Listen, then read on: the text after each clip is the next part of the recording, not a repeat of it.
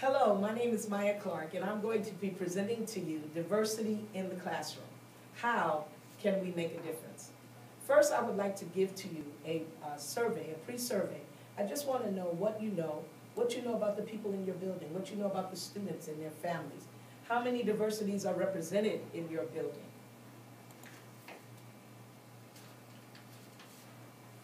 There exists an inequality of educational opportunities provided to children who live within the inner city. Many teachers who are raised in suburban communities are not adequately trained to work with students that are of an urban descent or from the urban communities. And that's what we want to do here today. We would like to help you understand the diversities that are being represented in your classroom, the different ways that children learn, not only that, the different behaviors that they exemplify.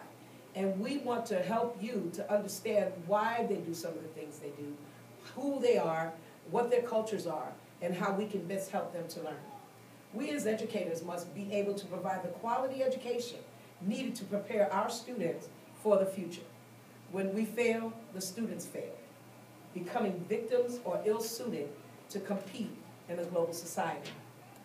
And as you see, there are little cartoons. I like to put a little humor in everything. This one is talking about, is this the unemployment line? No, This is American Idol tryouts. Over here, they're talking about your benefits have run out, Mr. Sneedley. I'm afraid we're going to have to let you go. That's what our students face when they don't have the proper education, when they are not ill-suited to work in a global society.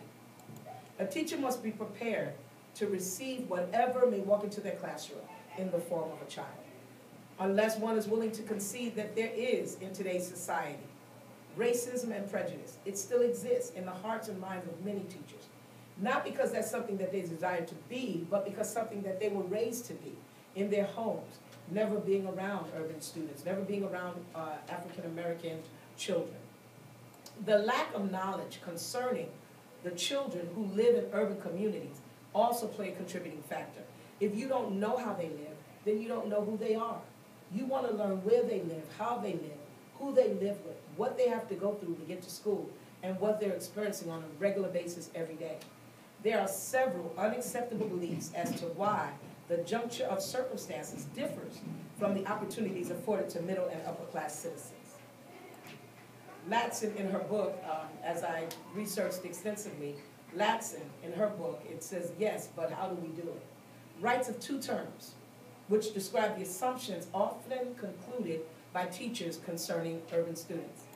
Now let me ask you this. How many of you walk around and you see certain things in a community, or you see a child come into your classroom and you automatically get this preconceived notion about who they are, where they come from, what their family's like? A lot of time we misjudge children just because of the simple fact that we know that they come from an urban community or a ghetto community. The assumption which leads teachers to believe that there's an unsymmetrical relationship that exists between urban children and society. These type of teachers feel that his or her purpose has become preparing students to fight injustice. In other words, you're trying to prepare them because you think that they will always experience hardships because of their color or because of their ethnicity. And that's not who they are. Students who are in classrooms with this type of teacher will sit in the class every day and be viewed as a child who will always have hardships. Having knowledge of these students' circumstances is needed, but it should not be an excuse to how we teach them or why we teach them. School dependent. There are students that depend on school because they know that that's their only way out. That's the only way that they're going to make it, is if they graduate, go to college, and get a good job. These students look to their education as their only way out of poverty and despair. And you're the one that they look to help them to do that. You're the one that they have to look to because in their homes, some of their parents have not finished college. Some of their parents have not even finished high school education. You are truly the desire to see the success. Your true desire should be to see the success of their students without prejudice, without prejudice.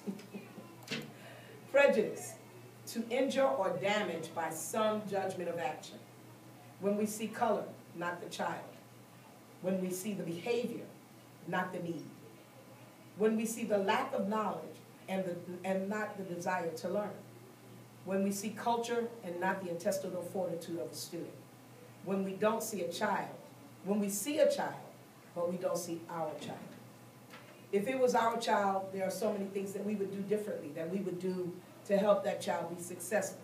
And a lot of times, we don't look at our students as our students. We look at them as a student in my class. Classism is another form of prejudice.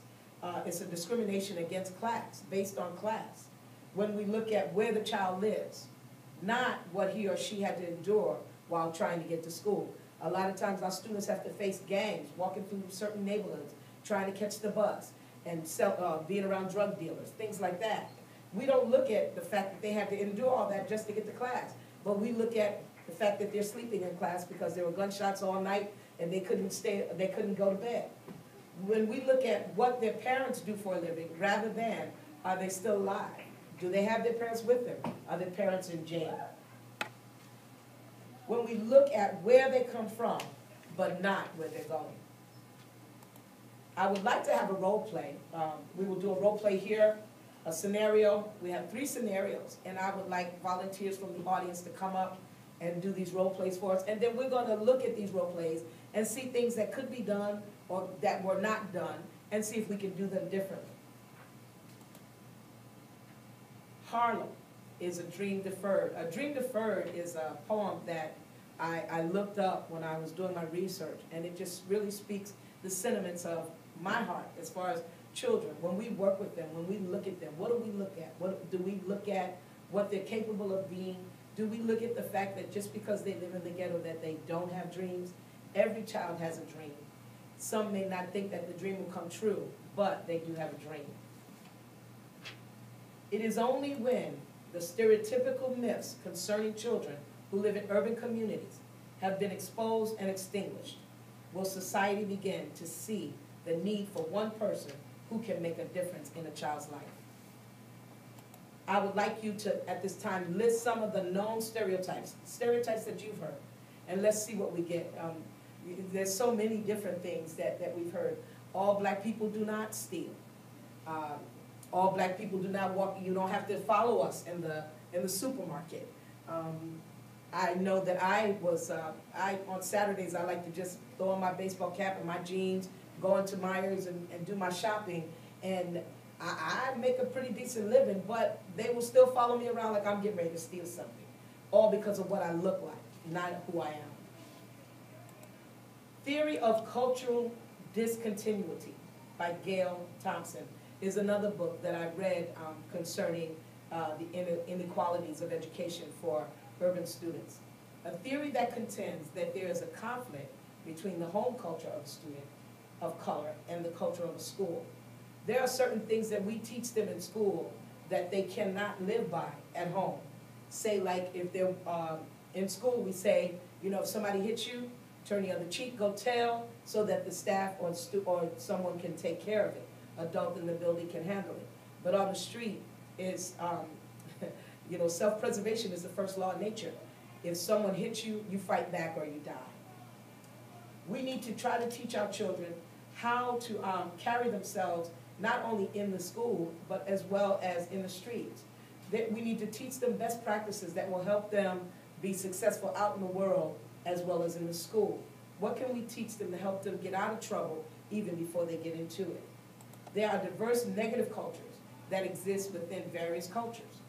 The street life theory of survival, the drug life, the desire to make and have money, single parent home life, sexual promiscuity. In the past, children developed their attributes and character from traditional community institutions, such as churches, community youth programs, and schools. A lot of times this is not the case. A lot of times families don't go to church anymore. I'm really surprised to see how many don't attend services. We have a lot of people that don't believe. Even though me growing up, I knew that I had to be in church. I was in church every day, Monday, Tuesday, Wednesday, Thursday, Friday, Saturday, all the time. And that was what helped build my character. A lot of times these students don't go to church. The youth programs that we have, they're overrun with gangs. the funding is not there to do the certain